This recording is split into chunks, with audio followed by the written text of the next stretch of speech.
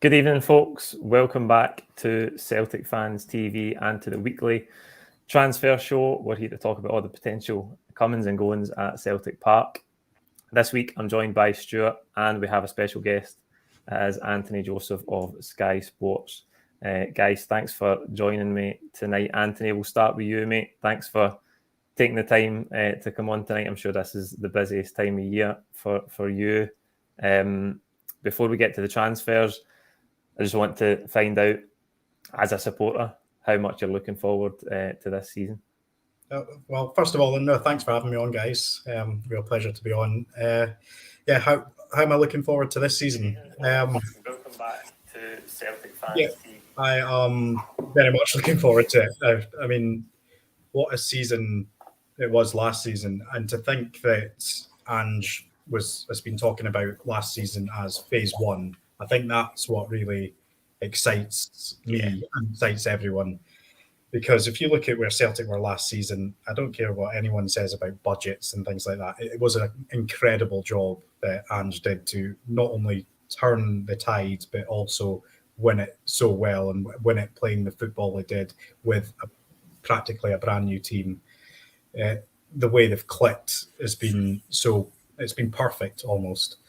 And to be able to do that, to be able to get the type of players that he wanted to, and to click like that is amazing. And he always talks about the types of players he wants, not just good players. He wants players who are going to fit into not just the system, but into the dressing room, into the characters that are going to fit in well, people he likes, people he knows are going to work hard. So that's what was so pleasing last season. And like I said, to think that was just phase one is, I can't even think what phase two, phase three might be. And I guess what Celtic fans probably want, well, certainly what I want, is more of the same domestically, but also let's see what we can do in Europe. Let's see what Celtic can do. I think that's the real challenge for Ange. And it's amazing that Celtic are in the group stages of the Champions League already, but it provides a tougher test then, because before Celtic were, the last couple of years, certainly they've been milling about in the Europa League and things like that in the group stages there. So if Celtic were in the Europa League now, you'd think something is doable in terms of having a good run. It's even harder that they're starting in the Champions League. But I think their first aim has got to be trying to stay in Europe beyond Christmas, whether that is miraculously perhaps making it into the last 16 in the Champions League, or more realistically trying to stay in Europe by getting that third spot and going into the Europa League, and then perhaps beyond that last 16 stage. So really looking forward to it, because I trust, I've not, even with Rodgers, I think there's times where you thought with Celtic, when they're not behind, or when they're in Europe especially, you kind of thought, they're not, if they go a goal behind. I remember that Valencia game especially, they went behind, and I just thought, no, that's probably it. If they score another, that's the tie over, and it was. Yeah. But with Ange, I always feel like Celtic can score goals, and the football they play. I think in the Europa League last season they had like 3 games where it was 3-2 or 4-3, 3-2 thing the scoreline was, and it just shows you that if they concede, they can go and score, and you trust these players to go and score a goal. So it could be interesting. It's going to be entertaining anyway. That's the key word, Anthony. It's entertainment. I think that's what Ange Postecoglou has brought to Celtic Football Club, is the idea that you're going to turn up at the stadium and you're going to see a show. Because Brendan Rodgers, even when Celtic were winning games by comfortable margins, it wasn't the same high thrust, high octane, entertaining football. There was a lot of sideways passing, and it was very successful. Celtic had a lot of possession and did play some lovely football, but it just didn't lift your bum out the seat the same way the Ange style does, you know. We are live, folks, so you can ask your questions in the live chat box below, and we'll try and pick out any good ones that we're not already going to cover as we go through. Stuart, I know you were keen, because we didn't get a chance when he was announced, to touch briefly on the deal for Jota. A massive coup, I think, for the club. What a player he was for his last season. Aye. And I think we've got a great deal at that price. Absolutely. I mean, I think Benfica must be thinking how badly they've mismanaged that situation to end up being kind of boxed into that corner. But from Celtic's point of view, I think when you look at the modern game, it's these players, players of the ilk of Jota, a flamboyant player that can create things, make things happen. Those are the kind of players that you maybe, and especially someone from sunnier climes, even though that seems like a sort of kind of weird thing to say, if you can get players that are flamboyant players from the continent and bring them to Celtic, get them bedded into a style of football and actually give them a place that they enjoy playing their football so much that they do indeed want to come back and are happy to do that. I think that kind of vindicates what Anthony was saying about style of football and Ange and all of the rest of the things that we were mentioning there. But I think being able to get a player of that type, bring them into Scottish football and have them wanting to come back, and the element that he can bring that spark, that magic, those are the kind of players that are really hard to get. If you look at Rangers, on the other hand, they're recruiting in that position, and Rabbi Matondo looks like the guy that's going to do it for them. Matondo's more of a kind of pacey guy, the kind of guy that you would more traditionally identify with Scottish football, where there's maybe more of an emphasis on the physicality. But with Jota, you've got someone who's physically adept, but also a real technician, an imaginative player. And I just think for Celtic, it's absolutely brilliant to get somebody of his quality in through the door on a permanent deal. I think it's really exciting. And it's really good as well, these kind of loans to buy. You know what you're getting. You're getting a known quantity in him. You're getting a known quantity in Cameron Carter-Vickers as well. So I think it's just really good to have two signings that you're not going, are they going to be any good? Because you know they are. Yeah, absolutely. Anthony, that's the sense from Portugal that it was a loan to buy, and the deal that got us a really good price, and they could otherwise have got a much higher fee from another club for him. Yeah, I think so, because certainly from what I was hearing in the Benfica side, there was a bit of regret that the option to buy was so low, and they're essentially letting a player who perhaps this season might have even broken into the Benfica squad,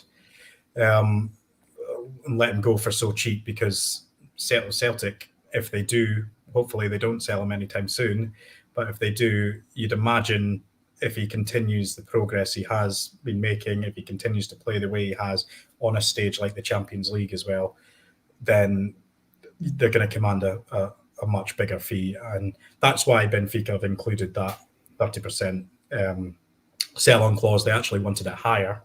So Celtic have done well to lower that, and yeah, it's 30%, which is still quite high off the transfer fee. But Celtic know what they're getting with Jota, and Jota was a player that when I personally didn't know too much about him. What I'd read of him looked good, sounded good, seemed like a player has potential, but just hasn't shown or been given a platform consistently to show that potential. But I remember speaking to people at the club who were very excited by Jota coming in and saying, this guy's special. We very much intend to trigger this option to buy clause at the end of the season. And that just very early on, we were able to see that, weren't we? The way he was playing, goals, assists, his dribbling, his trickery. It was mesmerising at times, and you could see the way he was in the Europa League. I think that game against Bayer Leverkusen away, he really performed to a different level there, and it was such a shame Celtic weren't able to see out that win, or they lost the game in the end, didn't they? Mm. But you just think that having a player like that, and having Jota and Abada as well, they add goals. And in terms of creating goals or scoring goals, if you took that away from last season, and Celtic would be a much, much weaker side.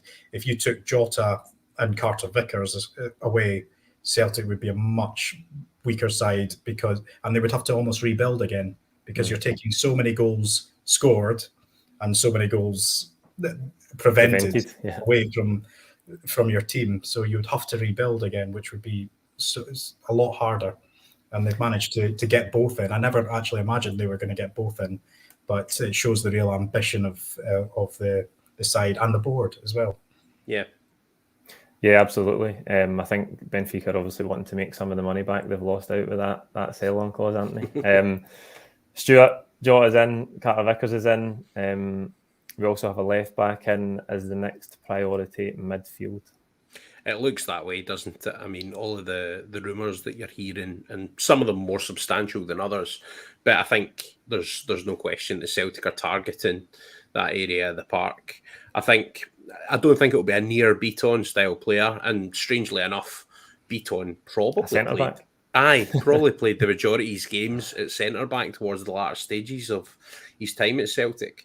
But I think it'll be more of a kind of middle of the engine room type midfielder, someone to do the James McCarthy kind of job with a bit more legs. That's the kind of ilk of player that I think we need physicality in there, don't we? Absolutely, we do, because we've got so many technicians that can do the creative side, that can link up, that can do all of that stuff. We need someone that can be that driving force in the middle of the park. And I think that's the kind of player that Celtic are looking at. And the other thing that really excites me is it's the span of the recruitment now, because we're not just now. Part of this is due to the adaptation of the work permit rules following Brexit, because it didn't just at that point the preference was to bring players from other European Union countries, whereas now it's to do with the band that the league sits in, because some of them get more points than others. Brazil and Argentina are in band 3, I believe, which is quite high. So that's why you're seeing more of a link with players from these countries now than you maybe did in previous years. So yeah, I think it's really good that Celtic have expanded that span of where they're recruiting from. You've also got territories like Japan, where, I mean, I think we plucked the best gems from there that we could already, but you've got territories. So you've got eyes in Asia, eyes in South America, obviously across Europe, you would expect. It's good to see Celtic really going out and looking at all of these different places for players, and I think that's reflected in the names of the targets that you're seeing touted with the club. But yeah, engine room's the next one. And I'm really excited. It used to be you would panic. You were thinking, right, what are Celtic going to do here? Who are we wasting money on next? I'm actually excited to see who we get, and quite confident and hopeful that it will be a success, whoever they choose to go for. Yeah, I think we are casting the net wider, and it's rare that we sit here early in July and we brought in 4 or 5 players. That's very un-Celtic-like. Anthony, the pursuit or the link with Vinicius Souza went on for weeks and weeks. He has gone to Espanyol. Fausto Vera is the next name we've been linked with in midfield, as Stuart touches on there, again from Argentina, the same as Bernabé. But a defensive midfielder. Is there any other links that we might not have covered? Yeah, well, I mean, Celtic are looking at many targets. The ones that come out into the public domain are only a small group. Yeah. They wanted Souza. They were keen to bring him in, and I can't possibly say I've seen this guy play. I've not, but many people who love their analytics and love their stats would say he's one of the promising top young defensive midfielders in Europe. He was always going to want. I was told there was more than 20 clubs who had expressed an interest. Your likes of PSV, Ajax, Celtic. Then La Liga clubs started coming in, Betis and Espanyol. So it changed. Fenerbahce actually put bids in, but the City Football Group, who own Lommel SK, his club, weren't keen to sell. And if they were to sell, they were looking for 8 to 10 million, which I don't think Celtic were going to be doing. If Celtic were going to bring him in, it would have just been a straight loan, probably not even with an option to buy. So me preferably speaking as a Celtic fan, I would prefer to bring players in on loan if there was an option to buy. Definitely. Or bring them in permanently. So he's just a target who's gone elsewhere. I don't think Celtic are going to lose too much sleep over it. I think they'll be moving quickly on to other targets. I don't believe they're close to signing any of their targets at the moment. But another player who they've had good recommendations for is Mohamed Abu Fani at Maccabi Haifa. And Celtic have a very good relationship with his agent, Dudu Dahan. So he's always trying to help Celtic out when he can. So we'll see how that one goes. But he's just a target. It's not, that in terms of they've had good recommendations, good scouting reports, and obviously Dudu Dahan would be recommending him as well. So there's plenty others that aren't in the public domain. There's plenty others that many journalists would not know about as well. So it's just when things start to materialize, when talks start to take place, when a player starts thinking about a move, then that's when we start to hear about it, and that's when it starts coming out into the public domain. So I think it is very much just watch the space on a defensive midfielder, but the same with our centre back as well. I think it's going to be interesting to see what the Julian transfer collapse at Schalke is going to do for Celtic's pursuit of a centre back, because I was always told that they were looking at centre backs even if they were bringing Carter Vickers in, and that's what's happened. Carter Vickers has come in, and I think they do still want to strengthen that position. But I also think they were presuming that Julian would be leaving this summer. So Ange's not sort of given him a second chance, but he's sort of said, well, he's here in pre-season, so until then, until he hears otherwise, he's part of the squad. So it'll just be interesting to see.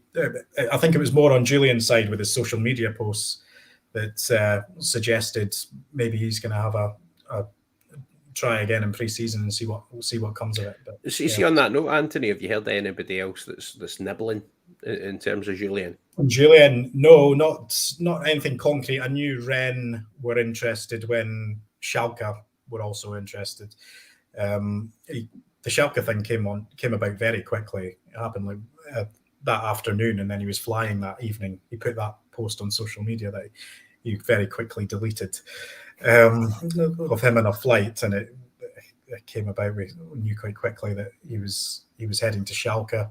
He had his medical. It was a very intense medical that Schalke were putting him under, more extreme than they usually do, more thorough. Sorry, I should say, and they wanted him. They wanted to take him, but Julian wanted a higher wage packet than Schalke were prepared to pay. Remember, this is Schalke, who are quite cash strapped at the moment. They weren't able to afford Koa Takura, who was another Celtic target. They weren't able to afford the €6 million option to buy for him. So there's only so much, and look at what they're trying to do with Matondo. They're trying to get him off the wage bill because he's on high wages there. So they're trying to be smart with their money. They wanted Julian, but he wanted a bit too much money than they were prepared to offer. So it collapsed. It's fallen through, and Julian was straight on a plane back to Celtic. So would that have been a loan deal, Anthony, or was that permanent? Yeah, it was going to be a loan deal with an option to buy, and many people were confused by that because Julian's contract officially runs out next year. But if that loan move was going to take place, Celtic were going to trigger the option. Going to trigger the option to extend his contract by a year, which was a clause in his contract. It's similar to what Spurs did to Celtic with Carter Vickers last season when he was signed on a loan with the option to buy. I remember everyone tweeting me back saying, "Oh, his contract's up next year. How can it be option to buy? Or it must be such a small fee." But they triggered an extension of a year on his contract, which was a clause in his contract, and it meant Spurs could command a higher fee of $6 million. So that's what happened. So Celtic can do that with Julian if he is to leave for another club. Yeah. Stuart, we discussed the last transfer show. We did the links with Jordan Larsson. I think cold water has been poured on them tonight, right enough. But have you changed your opinion since we first spoke about it? I mean, I've seen a lot of people talking, and one thing that I would say that I didn't anticipate was the luster of the clubs that he's been linked with. I mean, there's a lot of big names been thrown about. That could just be his agent being really good at his job, but I still think that it's a difficult situation for him. That's the first thing to consider because he's out of contract. Obviously, you've got the massive diplomatic and horrific human situation going on with Russia and Ukraine at the moment. So When it comes to that, I think it must be a really difficult stage for him in his career. And the best argument I've seen in favour of it is that Henrik Larsson was just coming out of a situation where he'd been a bit of a misfit at a similar age and came to Celtic. For a really small fee. So on that basis, there's a gorgeous symmetry to it. But I just wouldn't want him to come and flop. Like that's my opinion in that sense has not changed from last week. And tremendous amount of pressure on the young kid. I mean, if you're looking at it from a kind of speculative perspective, you might say, well, I don't know what kind of bracket the wages would be, and I think they'd be significant, but probably not out of Celtic's reach if they really wanted them. But I think they would need to really want Jordan Larsson to go for it. And we seem to be, there's a bit less of that scattergun approach to the recruitment now. It seems to be more focused. Just for the best. I'm happy with that. And the worst thing that could happen was somebody called Larsson coming to Celtic and no being successful. You know what I mean? So I'm still in the boat that I would rather focus on other targets, to be honest. Yeah, Anthony, am I right in saying that it was his representatives that were in touch with Celtic tonight? It seems like the reports suggest Celtic's interest is maybe not quite there. Would that be right? Yeah, well, I'm not too sure about that. That's obviously happened probably when I was coming back from work today. I've not been able to check on that in terms of Celtic's interest, but it is right that it was his reps that contacted a number of clubs in Europe, and you're talking lots of clubs. And we reported on two of the British clubs that they'd spoken to, and one was Celtic and one was Nottingham Forest. But there was loads of other Premier League clubs Premier League, Serie A, Bundesliga clubs who have actually expressed an interest. Wasn't properly getting a steer on whether Celtic were going to properly engage in terms of formal talks or anything like that. And yeah, I guess when I come off this, I'll try and check. But it was, you're right, it was his representatives that got in touch with Celtic, Nottingham Forest, and so many other clubs in Europe to see they're basically saying, look, I've got this client, Jordan Larsson. He's a free agent, was doing well at Spartak Moscow, was valued at this price. Probably even said Borussia Dortmund were looking at him the other year, and said he's a free agent, 25 years old, Swedish international, could possibly do a job for many clubs. I'm sure he could. So I think Celtic would be stupid not to listen to that pitch.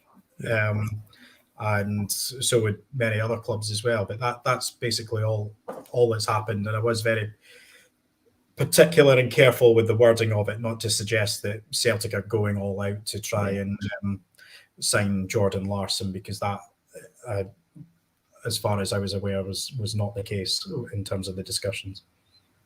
It's probably relevant now, but do you think, in terms of what Stuart touched on there, in terms of what his wages might look like versus his position in the Celtic squad if he was to come in, it might be difficult to square that circle, if you like?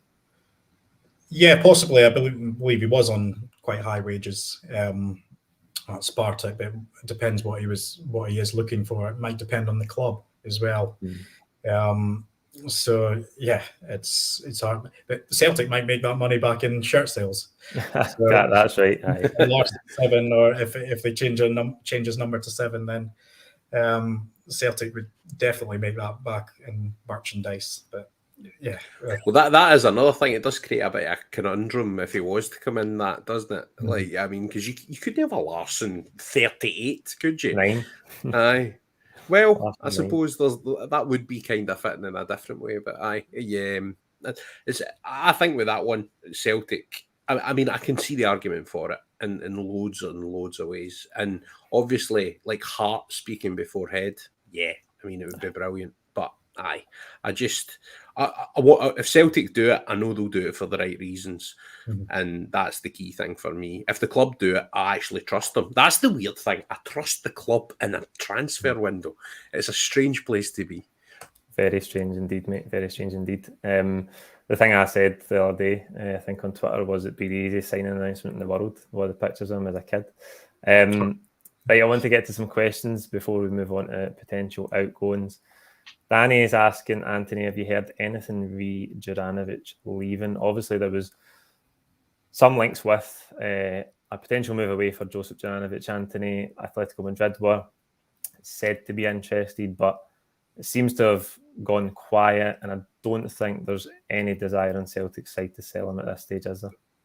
Yeah, I mean, that's Celtic stance. We reported, one of my colleagues, Lyle Thomas, he's got good contacts at Atletico Madrid, and he reported that Atletico Madrid were interested in Juranovic. I think there's been quite a lot of interest around Europe from top clubs, and Fabrizio Romano also posted about it. I think he was a bit presumptuous in saying that he expects Juranovic is expected to leave, because if that's to happen, it would be a big fee. Celtic are in a very strong position with Juranovic. He's got 4 years left in his contract. He's, as far as I'm aware, he's happy at Celtic, and he was bought for what, a fee of 2.5 million, was it? Yeah.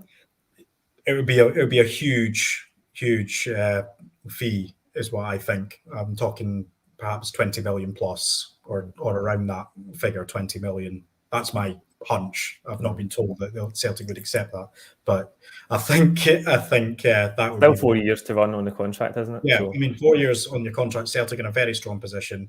If a club comes in with a derisory bid, say even 10 million, Celtic could easily reject that, knowing that they'll get a higher fee somewhere else, and even a higher fee from somewhere else in a year's time. Say Juranovic does well in the Champions League, does well internationally for another season, you're talking about a higher fee, because his contract's not really running down that much. Next season, there's still 3 years left in his contract, so it's they're in a really strong position. See, just on that note, sorry, Anthony, can you remember how many years Tierney had left to run when Celtic sold him?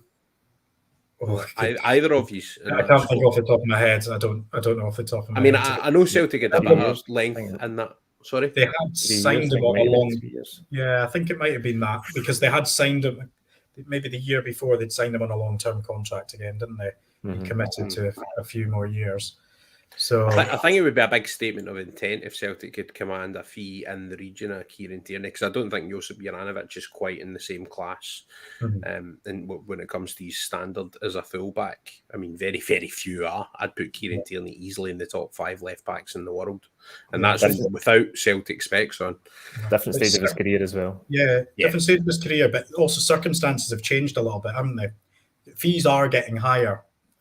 Celtic are able to command higher fees for players. I know they've not gone higher than Tierney yet, but we'll see that in the future. I'm pretty sure of that. Yeah, Celtic are paying more as well for players. They paid 9 million for Edwards. They're paid 12 million on 2 players that came in on loan. So there's that side to it. But the changes in circumstances of where Celtic are at as well. Celtic are now in the Champions League. They're in the group stages of the Champions League. They're guaranteed £40 million. They do not need to sell at all. They don't. Tierney was sold on the back of Celtic going out of the Champions League. Celtic needed that £25 million to continue as a Champions League club, but not in the Champions League. So that was Celtic's way of doing things, wasn't it? They would see how they would get on in the qualifiers without buying players, and then if they didn't get through to the group stages, they would have to sell a player for big money. I've spoken about this before, Anthony, on the pod, but I mean, I deduced this situation right, and I had it confirmed after that the reason that Brendan Rodgers left was because Celtic, before that AEK Athens game, did not back him by speculating to accumulate and buying a centre back. You know, like he wanted them to spend in the region of about £10 million to get a really good defender, and they didn't. And that was why he decided at that point that he was going off to the next sort of job that he saw lucrative enough for him, and that was Leicester. Which obviously we all know, much smaller club, but hey-ho.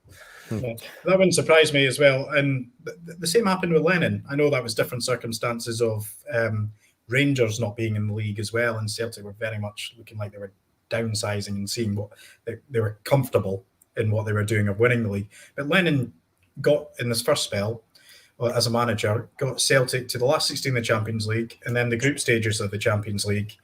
And he wanted to go that step further. He wanted his ambition matched. He wanted to consistently be in the Champions League and qualify from that group and compete. But that wasn't matched at that time, that ambition. Celtic were very much in a position of comfort, knowing that their strongest opposition was Aberdeen. And they knew they were going to win the league 10 in a row was very much seen as the long-term project. But that came at a cost of what they were doing in Europe in the end. Yeah. And I'm just going to throw another one at you. Has anything materialised about Davies? Seems to have gone quiet. Ben Davies obviously linked with the club a couple of seasons ago. Before... I don't speak about him at all. I'm not your man to speak about that. Sorry, mate, I'm guilty of that as well. I think our Liverpool reporter reported that he hadn't travelled. I'm not sure of any further interest from Celtic or anything like that. But yeah, Celtic were very close to getting him in. Thought they had him, but no, they didn't. Yeah, I think that's interesting, Stuart, though, because we've talked a lot about how the recruitment's changed since Ange has come in. Different structure now. I think a lot of different people there that maybe weren't there at the time of the Davies links. So I don't know if it makes sense, and it has seemed to have really disappeared. Aye, I mean, I think with these situations, because of the way that these things are reported, sometimes that you can get caught up in the excitement or in the names or in the player or that as a fan. The reality of these things is it's like any other business deal in a lot of ways. Things can happen quickly. Things can circumstantially fall apart for reasons that are completely unfathomable, be it family reasons, be it stuff happening last minute in your life. So often the kind of big build up to transfers and them happening or not happening, it's all just a kind of show, and the actual reality of the situation just comes down to life stuff and the kind of nitty gritty of business, albeit it's the football business. So I think that's where sometimes it can the message can get a wee bit lost. But just on the subject of the recruitment, I think the strategy now is excellent, and I think Celtic have finally twigged that in order for their strategy of, because Celtic are still going to be a selling club because of the nature of Scottish football and the financial realities. But I think Celtic have finally twigged that you can't just pull out bargain basement signings and sell them on for big money all the time. You've got to buy a decent standard of player to be good enough for Celtic, that Celtic can then develop again into an even better player and then command a big fee for them. And I think Odsonne Edouard was the first proper example of that. I don't even think you need to go that high in the transfer fee. I think if you go between the sort of 3 and 6 million mark, you can probably find players from different countries and different territories that Celtic can develop. And this emergence, I mean, it seems to me a bit strange that it's taken so long, but the prevalence of South American links now, that's a continent where teams don't have a lot of money, a lot of them. So that's where I think Celtic can do. And I mean, we have talked, I think we did last week, Paul, about the problems when it comes to acclimating for South American players at Celtic. It's not traditionally gone well. And obviously there's a few concerns around that. But we live in a global, I mean, some people use the kind of global village term now, where I think with the world being so connected and everyone being so aware, it's a bit easier. And football clubs are also a lot better when it comes to accommodating new players and making sure they have what they need to settle. So, I think that, coupled with the sheer allure of Celtic, because a lot of players will see it realistically as a good launch pad to the Premier League, where they can earn proper big bucks. But in the meantime of using that launch pad, they get to play for, I think, the best support in the world, and I think inarguably one of the best supports in the world, and one of the greatest stadiums in the world, compete for trophies, and while Ange Postecoglou is at the club, definitely play a magnificent standard and brand of football. And I think all of those things are real things that Celtic can use to get players and to lure players from these countries. And as I say, I'm really excited about the South American thing. But if you look at last year, we brought in half of Japan, and everybody's thinking, right, what are we getting here? And it turns out we're getting some of the most exciting signings that Celtic have made in a decade. And I think that's something to be really happy about. Yeah, and I think it's proof that what the club are trying to do now with Ange is working. We don't have too much longer. I'm only going to keep the guys for another 5 minutes. Paul McLean is asking, is there any more talk about goings? I know this is something we touched on briefly earlier, Anthony. I'll throw a couple of other names at you. Bolly, Ball and Golly, Albi and Ayeti, I think are the sort of fringe players that are probably on decent wages that Celtic could do with moving on. Do you think also that that's part of the strategy from now until August, given that the club have spent quite a bit of money and brought in some big signings to try and move out some of those players who are contributing very little and probably on substantial wages? Yeah, I mean, well, let's just go with Ball and Golly first. Celtic do want to offload him, and they have been trying to for quite a while as well. It's just bad luck that he ended up on loan in Russia and had to come back for Celtic, but and for him as well, because I think he wants to move on with his career. I think as soon as he broke those coronavirus rules, it became clear that his future at the club was on limited time, and it'll be interesting to see where he goes. I'm not aware of the clubs that are interested in or where he's being offered to, but yeah, I think that's someone who we can expect to go out. We've just seen Soro leave on loan to FC Arouca in Portugal, and they've got an option to buy on that as well. Not aware of the fee yet, but hoping to find that out soon. Ayeti is a really difficult one, and you were talking there, Stuart, about what Celtic can bring and what being at a club like Celtic and what it can make you feel.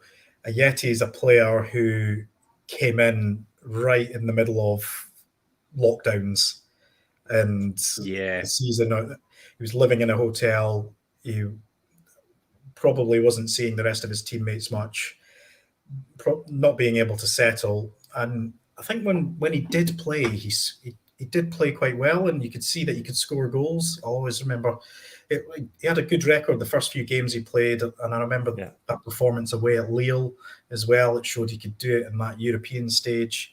Even last season, he had a good game against Betis away and home as well, I think. And you can see there's something there, but does he fit into what Ange is trying to do? And that's probably a no. Is he an alternative? It looks like Ange has got that alternative in Giakoumakis. So where does Ayeti's future lie? That's a key question. And unless he can burst onto the scene in this pre-season and fight his way, I think we could see him move on, whether that's on a loan with an option to buy or on a permanent deal this summer or in January. Because he's on a long contract. Celtic, there's still a few years left of his contract, and he's on around 25k a week, which is what we reported at the time, because he was on 60 at West Ham. So he took a massive wage cut to come to Celtic. And what I was saying, sorry, to go from the beginning, is he didn't see Celtic as it was. And I've talked about Barkas with this as well. When you play in front of those Celtic fans, I can't possibly say what it is, how it feels myself, but from when you talk to people about it, it sounds like the most. You look at like Joe Hart and talking in a few podcasts down in England, down here, talking about that atmosphere in that 3-0 game against Rangers. He said it's the most unbelievable thing. Matt O'Reilly talking about that, he said he couldn't put it into words. It's the most unbelievable thing he's ever experienced. He'd been to Champions League games in the past, not Celtic Champions League games, albeit, but still, he'd been to high-profile games and he'd never experienced anything like that. And that's what people learn when they're at Celtic. But when you come into a COVID season where it's lockdowns, no fans, Celtic are not playing well. It's hard. That experience, that sell sort of goes away. You're playing in the Scottish Premiership, which to outsiders is probably not desirable. 10 in a row probably didn't mean too much to players who were coming in.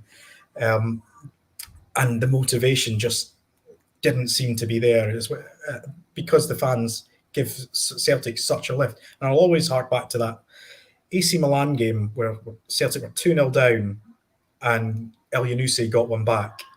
And I was just thinking, if this was in front of a full crowd, Parkhead would be rocking.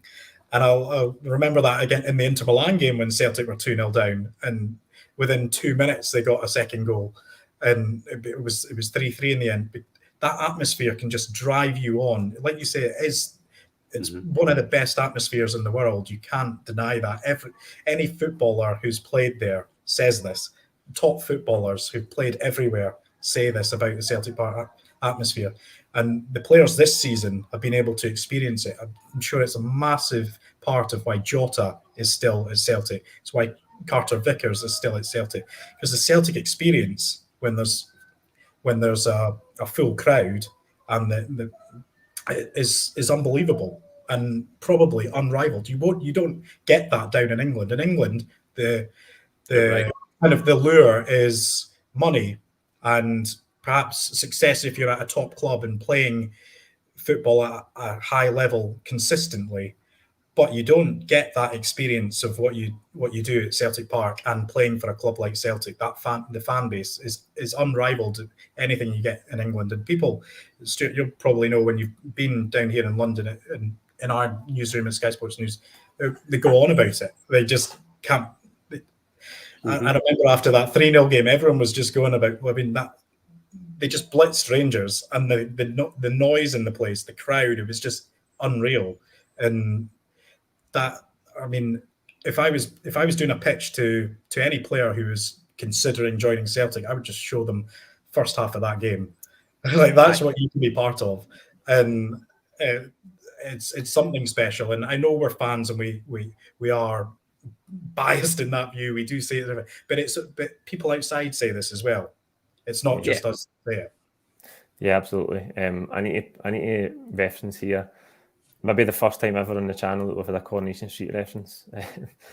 Frank's talking about Rangers having Jack and us having Vera up against each other in midfield.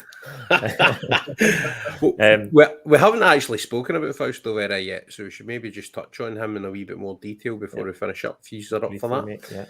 Mate, Aye, Anthony, I suppose you're the man in the know. What do you know about the Fausto Vera links? Is there a lot in that? I think he is the kind of player that is... I mean, it's a similar type of player to Vinicius Souza, maybe a bit less physically imposing, but definitely driving sort of engine room midfielder, like I mentioned earlier. How much do you know about what's going on there? Well, in terms of the type of player he is, I can only go by what I've read. I mean, I'd be lying if I said I knew what kind of player he was. Football Manager helps as well, mate. Yeah, like, exactly. I'd be lying if I said I've ever seen him play football. But going by what I've read, going by stats, going by some people I've spoken to in South America, other journalists there, he sounds like he could fit the bill. I'm not aware of any formal talks that have taken place or any negotiations there. I think he would very much just be another of a number of players who have been recommended and gone through the scouting system and the recruitment system as a recommendation to have a look at and see where it goes. Because the deal's also got to be right as well. There'll be players Celtic look at, club wants too much money, they'll walk away. So Celtic will only get a player in if the whole package is right for them. Mm-hmm. Yeah, absolutely. Anything else, Stuart, before we round up? No, is that us? No, I think I'm quite happy with that, Anthony. Thanks for coming on, mate. It's always good to get someone that is like got their finger on the pulse when it comes to all the transfer stuff. So I think it's great to have you on and hopefully get you on again, mate. Oh, thanks for having me on. Cheers, guys. Absolutely. Thanks for your time, Anthony. Thanks to you for watching. Like this video, comment your own thoughts below. Don't forget to subscribe if you haven't already. And we'll see you on Wednesday for reaction to the friendly against Banik Ostrava. Thank you. Cheers.